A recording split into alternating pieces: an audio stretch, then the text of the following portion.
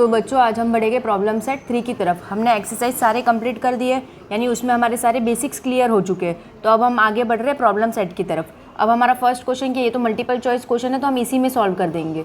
अब हमारा पहला क्वेश्चन क्या है, which of the following is a polynomial. तो कोई भी चीज़ पॉलिनोमियल कब नहीं होती है, जब उसके वेरिएबल के ऊपर का जो एक्सपोनेंट होता है वो नेगेटिव होता है या तो फिर रूट में होता है। तो अब ये फर्स्ट क्वेश्चन क्या है, x अपॉन वाई है, यानी ये y को मुझे ऊपर लेना पड़ेगा। जब मैं ये y को ऊपर लूँगी तो इसके ऊपर का एक्सपोनेंट कुछ नहीं है तो 1 है, तो -1 में चेंज हो जाएगा, तो ये पॉलिनोमियल नहीं है। इसमें वेरिएबल के ऊपर का एक्सपोनेंट रूट में है तो ये भी पॉलिनोमियल नहीं है। वेरिएबल के ऊपर का एक्सपोनेंट नेगेटिव है तो ये भी पॉलिनोमियल नहीं है।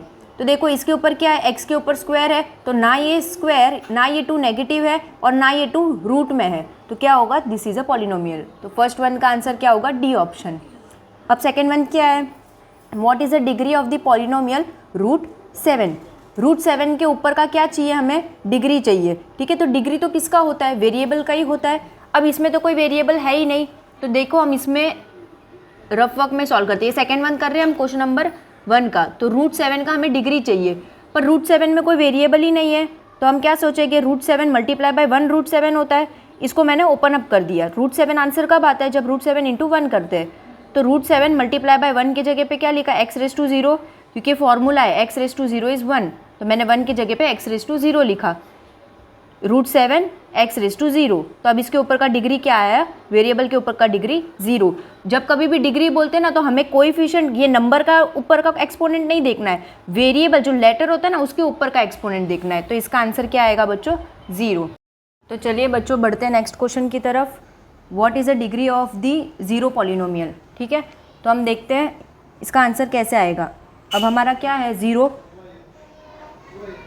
आंसर कब आता है, जब हम 0 मल्टीप्लाई बाय 1 करेंगे तभी भी 0 ही आएगा। तो हम क्या करेंगे, 1 के जगह पे x⁻⁴ डाल सकते हैं, क्योंकि x⁻⁴ इज़ 1, तो 0 मल्टीप्लाई बाय x⁻⁴ आ गया, तो 0x⁻⁴ आया। बड़ी कोएफिशिएंट इसका 0 है, मतलब ये पूरा टर्म नील हो जाता है, ये टर्म की कोई वैल्यू ही नहीं है, क्योंकि ये टर्म है ही नहीं। तो इसका आंसर क्या आएगा, अनडिफाइंड। क्या आएगा, अनडिफाइंड। तो इसका आंसर क्या होगा, अनडिफाइंड। अब चलिए बढ़ते हैं नेक्स्ट क्वेश्चन की तरफ, फोर्थ वन। अब फोर्थ वन में क्या है, what is the degree of the polynomial 2x² + 5x³ + 7। अब इसकी डिग्री ढूंढनी है बच्चों, तो डिग्री का मतलब क्या होता है, हाईएस्ट एक्सपोनेंट। अब ये वेरिएबल के ऊपर का एक्सपोनेंट 2 है और ये वेरिएबल के ऊपर का एक्सपोनेंट 3 है, तो 3 होगा हमारा डिग्री, क्योंकि डिग्री क्या होता है, हाईएस्ट एक्सपोनेंट, तो 3 हमारा आंसर है। अब नेक्स्ट क्वेश्चन क्या है, fifth one, what is the coefficient form of x³ - 1। ठीक है, तो अब हम इसको सॉल्व कैसे करेंगे, ये फिफ्थ वन है, x³ - 1, क्वेश्चन यही था।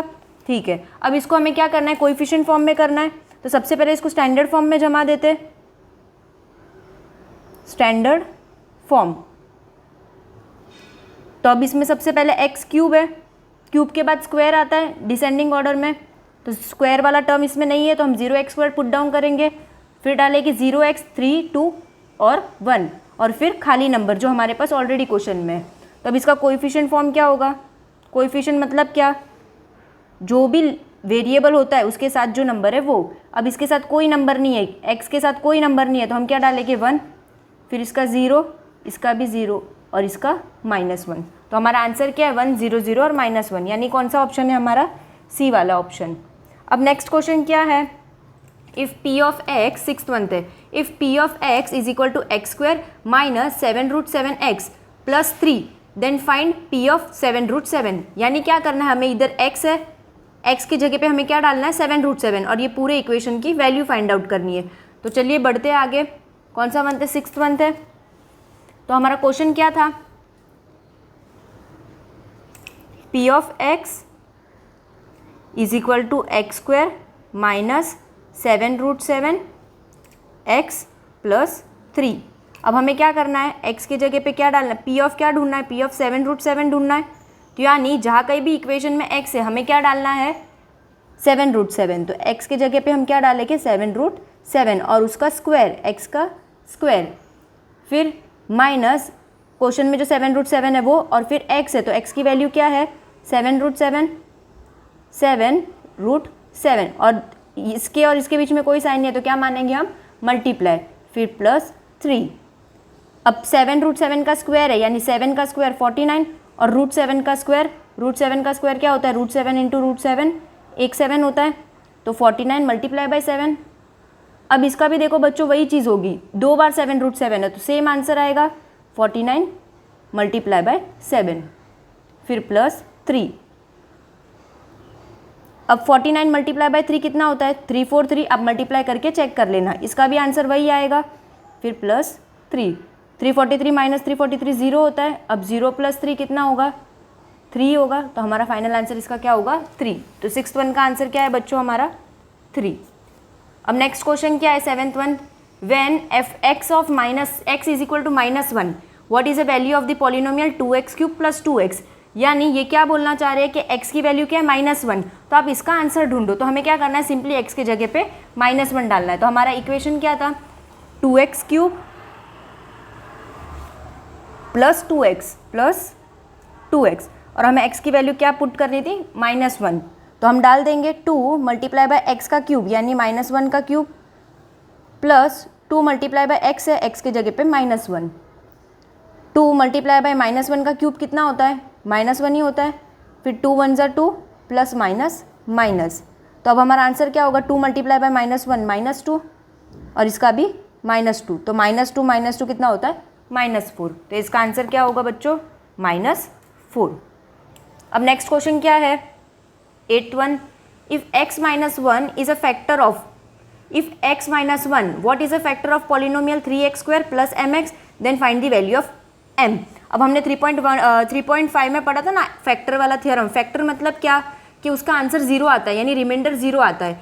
ये इसको डिवाइड करे तो इसका आंसर 0 आता है रिमाइंडर में। तो हमें क्या करना है, m की वैल्यू फाइंड आउट करनी है। तो सबसे पहले हम क्या करेंगे, क्वेश्चन को लिख देंगे एज इट इज 3, क्या था हमारा क्वेश्चन, 3x² प्लस mx, ये हमारा क्वेश्चन था। इसको जब हम डिवाइड करते हैं x, ये डिविडेंड है हमारा और ये हमारा क्या है, डिवाइज़र, x - 1 डिवाइज़र। इसको जब हम डिवाइड करते हैं तो इसका रिमाइंडर 0 आता है, ठीक है। तो अब हम क्या करेंगे, इसको सॉल्विंग करेंगे और हमारा फैक्टर थ्योरम क्या बोलता है, जो भी ये है उसका अपोजिट करो। तो x - 1 है तो x की वैल्यू आप पुट करो +1। तो अगर इस इक्वेशन में हम x की वैल्यू 1 पुट डाउन करते हैं तो हमारा आंसर क्या आना चाहिए, 0। फैक्टर थ्योरम के हिसाब से उसका आंसर क्या आएगा, 0। तो हम क्या करेंगे, x की जगह पे 1 डालेंगे और उसका square plus m multiply by 1 is equal to 0। तो 3 रहेगा, 1 का स्क्वायर 1 ही रहेगा, plus m multiply by 1 m ही रहेगा और 0। 3 plus m is equal to 0, तो m की वैल्यू क्या होगी इधर आके, -3। तो m का आंसर क्या आएगा, -3। तो इसका आंसर क्या है बच्चों, 3rd वाला ऑप्शन -3 का। अब नेक्स्ट सम क्या है, हमें क्या करना है, इसको मल्टीप्लाई करना है, मल्टीप्लाई x² -3 और किससे मल्टीप्लाई करना है, 2x - 7x³ प्लस 4 और उसका क्या निकालना है, मल्टीप्लाई करके हमें उसका डिग्री निकालना है। Right the degree of the product, product मतलब मल्टीप्लिकेशन। तो दोनों को आप मल्टीप्लाई करो। कौन सा है क्वेश्चन, x², 9th वन कर रहे हैं हम, x² -3 इसको किससे मल्टीप्लाई करना है, 2x - 7³ 2x - 7x³ और +4। हमें क्या करना है, इस दोनों टर्म को मल्टीप्लाई करना है, जो भी आंसर है उसका डिग्री लिखना है। तो सबसे पहले हम क्या करेंगे, ये दोनों टर्म्स को तोड़ेंगे, ये x² पूरे को मिलेगा 2x - 7x³ +4 और फिर ये -3 पूरे को मिलेगा, -3 ये पूरे को 2x - 7x³ +4। अब जब ये x² सबको मिलेगा तो आंसर क्या आएगा, इसके पास कोई नंबर नहीं है तो 1, तो 1 2 ज़ा 2, 2x और एक x, तो टोटल 3x हो गए। 1x² मल्टीप्लाई बाय 7x, तो 7x³ है ऑलरेडी और 2 2 है और 2x है, तो कितना हो गया total 5 plus 1x² multiply by 4, तो 4x² होगा।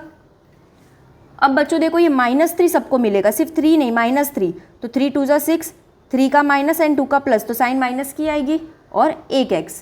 फिर ये -3 मल्टीप्लाई बाय -27, तो +21 होगा, 3 7 ज़ा 21 और x³ क्योंकि 3 के पास कोई वेरिएबल नहीं है और प्लस में आएगा क्योंकि माइनस माइनस प्लस। अब -3 4 को, तो 3 4 ज़ा 12 और माइनस प्लस माइनस की साइन, अब हम क्या करेंगे बच्चों, लाइक टर्म्स को साथ में लेंगे। तो देखो ये वाला और ये वाला लाइक टर्म है, तो इसका आंसर क्या आएगा, 2x³ plus 21x³ minus 7x⁵, ये अकेला है और स्क्वायर भी अकेला है, फिर ये खाली x भी अकेला, यानी सब अकेले ही है, सिर्फ ये दोनों ही लाइक टर्म था। तो इसका आंसर क्या आएगा, 23x³ minus 7x⁵ plus 4x² minus 6x minus 12। अब बच्चों आगे ये सॉल्व होगा क्या, कोई भी लाइक टर्म्स नहीं है तो कोई भी चीज़ सॉल्व नहीं होगी, ये सब इधर ही खत्म होता है। अब इसका हमारा सवाल क्या था, डिग्री ढूंढना। डिग्री मतलब हाईएस्ट एक्सपोनेंट, 3, 5, 2 और इसके ऊपर कुछ नहीं तो 1, तो हाईएस्ट कौन सा है, 5, तो हमारी डिग्री क्या होगी, 5, हमारा डिग्री 5 होगा। अब लास्ट क्वेश्चन है बच्चों, ये क्वेश्चन नंबर 1 का, which of the following is the linear polynomial. Linear का मतलब बच्चों आपको पता था ना, लीनियर मतलब क्या होता है, जिसके वेरिएबल के ऊपर सिर्फ 1 होता है। तो देखो इसके वेरिएबल के ऊपर कुछ नहीं है तो 1 है, इसके वेरिएबल के ऊपर 2 है तो ये क्वाड्रेटिक हो गया, इस पर 3 है तो ये क्या हो गया, क्यूबिक, और इसके ऊपर 4 है तो ये पॉलिनोमियल ही कहलाएगा, क्योंकि 4 का कोई स्पेसिफिकली नाम नहीं है। तो इसका आंसर क्या होगा, ए ऑप्शन, जिसके वेरिएबल के ऊपर का एक्सपोनेंट 1 है उसको बोलते हैं लीनियर पॉलिनोमियल।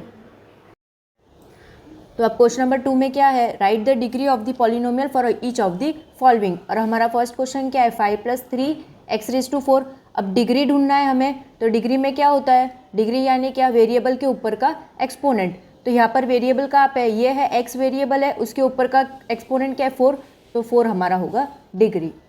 अब नेक्स्ट क्वेश्चन में खाली नंबर है, इसमें कोई वेरिएबल है ही नहीं, पर आपको मैंने ये सिखाया हुआ था कि 7 आंसर कब आता है, 7 1 जा। अब ये 1 के जगह पे हम x⁻0 लिख सकते हैं, क्यों, क्योंकि x⁻0 = 1, तो ये 1 तो ये 1 की जगह पे हमने क्या लिखा, x⁻0, ठीक है। तो x⁻0, तो अभी यहाँ पे वेरिएबल आ गया x, अब x के ऊपर कोई भी x के ऊपर कौन सा एक्सपोनेंट है, 0, तो इसका डिग्री क्या होगा, 0। तो अब ये थर्ड क्वेश्चन में क्या है, a x⁻7 plus b x⁻9, और यहाँ पर देखो कंडीशन क्या लिखा है, a और b कांस्टेंट है, क्या है, कांस्टेंट। कांस्टेंट का मतलब क्या होता है, कोई भी एक नंबर है, यहाँ पे a के जगह पे एक नंबर है और b की जगह पे एक नंबर है। तो अगर ये दोनों नंबर है तो हमें इनको तो देखना ही नहीं है, तो हमें सिर्फ ये x को ही देखना है, x के एक्सपोनेंट ही देखने हैं। तो अब डिग्री क्या होता है बच्चों, देखो एक्सपोनेंट और डिग्री में ये फ़र्क होता है कि इसमें जो ग्रेटर है ना, अब 7 और 9 में से बड़ा कौन है, 9 है, तो हमें लिखना है 9, मैक्सिमम एक्सपोनेंट को ही डिग्री मानना है। अब next question, right the polynomial in standard form, 4x²। First question है हमारा 4x² plus 7x⁴ minus x⁵ minus x plus 9। तो हमारा स्टैंडर्ड फॉर्म में करने के लिए हम क्या करेंगे, सबसे पहले इसको डिसेंडिंग ऑर्डर में जमाएंगे। स्टैंडर्ड फॉर्म मतलब वही होता है कि प्रॉपर फॉर्मेट में इसको लिखो, बड़े से छोटे के फॉर्म में। तो अभी बड़े से छोटा मतलब क्या, इसके लिए हमें क्या देखना पड़ता है, सबके एक्सपोनेंट देखने रहते हैं, इसके ऊपर कुछ नहीं है मतलब 1। तो सबसे ग्रेटर कौन है, 4, तो हम ये वाला टर्म सबसे पहले लिखेंगे 7x⁴, और इसके आगे प्लस है तो हमें ये प्लस डालने की ज़रूरत नहीं है, फर्स्ट नंबर में प्लस नहीं भी डालेंगे तो चलेगा।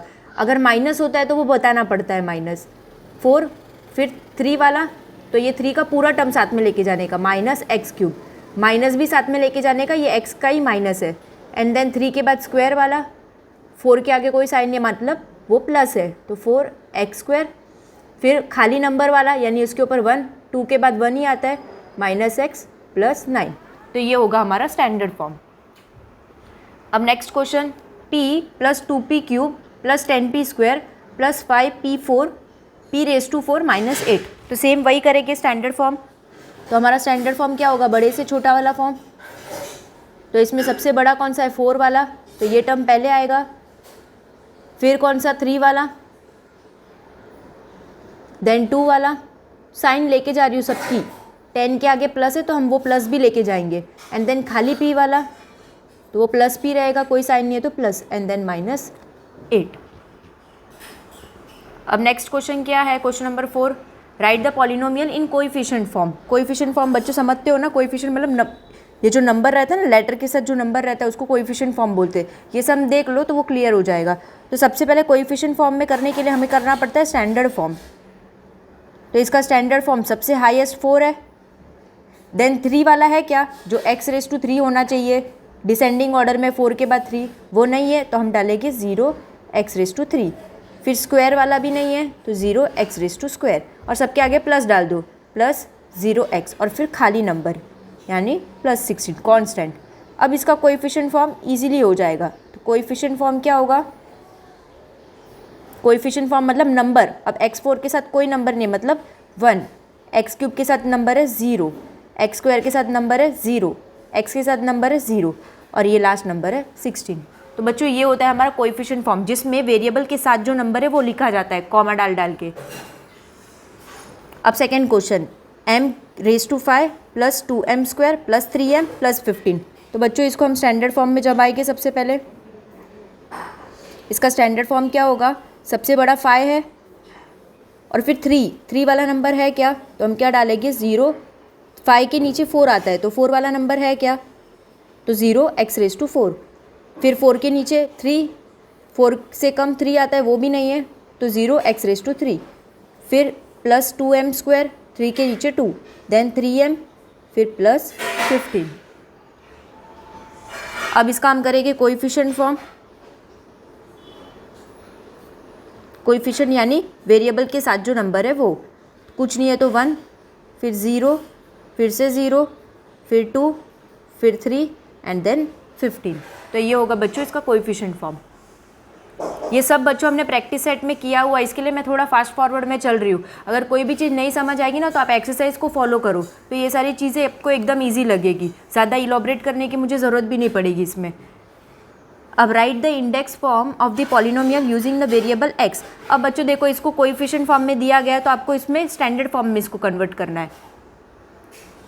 तो हम क्या करेंगे? सबसे पहले देखो इसमें क्या होता है बच्चों, ये जो लास्ट नंबर होता है ना उसके पास तो कोई अल्फ़ाबेट नहीं होता है, ठीक है, तो वो हम ऐसा का ऐसा लिख देंगे। अब इसके पास एक x, हमको x ही यूज़ करना है, एक x, फिर 2x, लास्ट नंबर खाली, इसको मिलता है 1x, इसको मिलता है 2x, इसको मिलता है 3x और इसको मिलता है 4x। तो ये फर्स्ट टर्म के पास 4x है तो x⁻4 माइनस, क्योंकि ये माइनस है 2x⁻3, 4 के नीचे 3 आता है, फिर 0x², फिर 7x। तो देखो 4, 3, 2, 1 और एक भी नहीं, एक भी अल्फ़ाबेट नहीं। तो इसका फाइनल आंसर क्या आएगा? 3x⁻4 minus 2x³। अब ये 0 तो लिखने की ज़रूरत ही नहीं है तो +7x +18, ये होगा हमारा फाइनल आंसर। अब इसमें क्या करना है बच्चों, हमें स्टैंडर्ड फॉर्म में करना है। तो सबसे पहले हम इसको स्टैंडर्ड फॉर्म में लिख देंगे। तो अब क्या करेंगे, सबसे पहले लास्ट टर्म तो खाली रहता है, 1x, 2x, 3x, मतलब जो 6 है उसको 3x मिलेगा और जो 1 है उसको 2x मिलेगा और ये 0 है जो उसको 1x मिलेगा और ये 7। तो अब हम क्या करेंगे, फाइनल आंसर कैसे लिखेंगे? 3x³ + 1x²। अब ये 0x लिखने की ज़रूरत है क्या? नहीं, तो फिर सीधा +7। तो ये होगा बच्चों फाइनल आंसर। अब नेक्स्ट क्वेश्चन, सेम चीज़ करनी है हमको। जो लास्ट नंबर है उसको कोई भी वेरिएबल नहीं मिलेगा, सेकेंड लास्ट नंबर को एक वेरिएबल, 2 वेरिएबल और 3 वेरिएबल। मतलब हमें शुरुआत करनी है 4x³ से प्लस 5x², क्योंकि ये 5 के पास कोई साइन नहीं यानी प्लस। अब ये 3 के पास माइनस है तो -3x प्लस 0। तो इसका फाइनल आंसर क्या रहेगा? 4x³ plus 5x² minus 3x। ये होगा फाइनल आंसर, क्योंकि 0 लिखने की ज़रूरत नहीं है। अब नेक्स्ट क्वेश्चन क्या है? Add the polynomials. अब क्वेश्चन क्या है? 7x⁻4 minus 2x³ plus x plus 10। ये एक टर्म है पूरा और ये सेकेंड टर्म है पूरा, ये दोनों को ऐड करना है। तो सबसे पहला स्टेप क्या है बच्चों? दोनों को लिख दो और ब्रैकेट डाल दो बीच में। अब मैं लिख रही हूँ, सेम वैसा का वैसा फॉलो करो। ये एक टर्म है, बीच में कॉमा था पर हमें करना है ऐड, तो हमने ऐड की साइन डाल दी। फिर सेकेंड टर्म वैसा का वैसा कॉपी करके हमने लिख दिया, -8x प्लस 2। अब हमारा काम क्या है? ब्रैकेट हटा दो और बाकी का सब पूरा सेम टू सेम कॉपी करो। ये हमने एक्सरसाइज में कर लिया है तो वही चीज़ इधर रिपीट हो रही है, कुछ भी इसमें न्यू नहीं है। अब कर लिया। अब इसके बाद का स्टेप क्या है? लाइक टर्म साथ में ले लो। लाइक टर्म्स किसको बोलते हैं? जिसका वेरिएबल और उसके एक्सपोनेंट सेम होते हैं, x⁻4। तो यहाँ पर x⁻4 ये है तो ये दोनों साथ में आ जाएगा, 7x² plus 3x⁻, 7x⁻4 plus 3x⁻4। अब ये x³ की जोड़ी किसके साथ आएगी? क्यूब के वाले के साथ, तो ये 2x क्यूब और ये 2 का माइनस, देखो बच्चों ये माइनस कैरी करना है नीचे, जब ये नंबर लिखते हो तो उसका माइनस भी लेके जाना है। फिर plus 15x raise two cube हो गई इसकी जोड़ी। अब ये खाली x की जोड़ी किसके साथ जाएगी, ये 9x, ये तो स्क्वायर था सॉरी 9x स्क्वायर था, सेम टू सेम कॉपी करने में 9x स्क्वायर था। अब ये x की जोड़ी किसके साथ, अब ये x स्क्वायर है, देखो ये 4 3 और 2 4 3 और अब 2 वाला अकेला है, ये 9x स्क्वायर इस वाले टर्म में स्क्वायर है ही नहीं, तो ये अकेला रह जाएगा। और फिर खाली x वाला ये प्लस x और ये माइनस 8x, तो प्लस x माइनस 8x और नंबर में +10 एंड +2। अब लाइक टर्म्स को हम सॉल्व कर देंगे, प्लस प्लस प्लस तो 10 आएगा और वेरिएबल कॉमन में प्लस माइनस माइनस होगा तो 13x क्यूब और साइन ग्रेटर नंबर की यानी प्लस की। फिर 9x स्क्वायर तो अकेला था, उसके साथ दूसरा स्क्वायर वाला नंबर ही नहीं है। अब ये प्लस x माइनस 8x तो plus minus minus sign greater number की यानी 8 की और +10 और +2 यानी +12। अब बच्चों ये सम यहाँ पे क्यों ख़त्म होता है, क्योंकि अब इसमें कोई भी लाइक टर्म्स नहीं है, आगे ये सॉल्व ही नहीं होगा, कोई किसी से ऐड नहीं होगा, तो ये होगा हमारा फाइनल आंसर। अब बढ़ते चलो बच्चों नेक्स्ट क्वेश्चन की तरफ। ये हमारा क्वेश्चन है दोनों, तो अब हमें करना क्या है, सबसे पहले इसको ब्रैकेट में जमा देना है। ये करने का एक मेथड होता है ताकि आपको आगे कंफ्यूज ना हो। फिर ये ब्रैकेट में डाल के ये कॉमा के बदले हमने प्लस डाला। आप डायरेक्ट भी सॉल्व करोगे, अगर आपको लगता है मुझे आ गया अच्छे से आप डायरेक्ट सॉल्व कर दो, वो हम अब तुम्हारे जो चेकिंग कर रहे हैं ना सर या मैडम उनके ऊपर है कि वो स्टेप्स का ज़्यादा एलोबरेट करके उनको चाहिए या फिर थोड़ा बहुत चलेगा। तो अब हम इसको एलोबरेट करके ही सीख रहे हैं। अब ब्रैकेट हट जाएगा,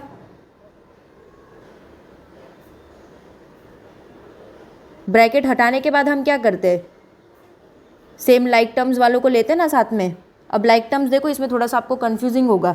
अब ये देखो 2 3 p क्यूब q है, p का क्यूब, ये देखो ये टर्म p पे क्यूब है और q अकेला है, q के ऊपर कुछ नहीं है तो 1, तो आप भी इधर p क्यूब वाला ढूंढो, ये स्क्वायर वाला नहीं चलेगा। परफेक्ट वेरिएबल एकदम सेम होना चाहिए, अगर ये क्यूब है और ये स्क्वायर है तो नहीं चलेगा।